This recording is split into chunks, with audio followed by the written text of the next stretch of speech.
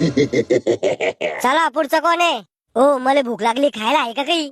तो या घरचे 13 वेळेला जे तुला खायला ठेवन तेच तुला खायला भेटन.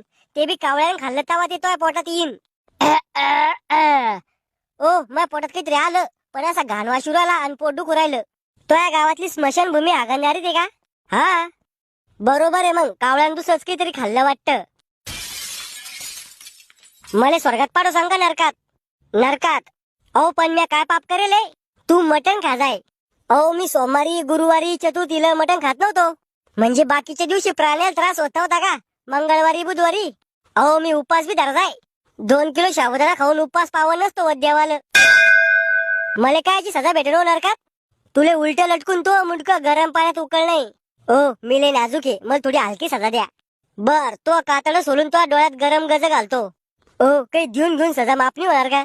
चल तो सारख्या लोकांना सगळा भारत देश भ्रष्ट केला. पैशाच्या जोरावर गरीबाचा फायदा उचलता तुम्ही. इथे पैशानी कर्म चालते.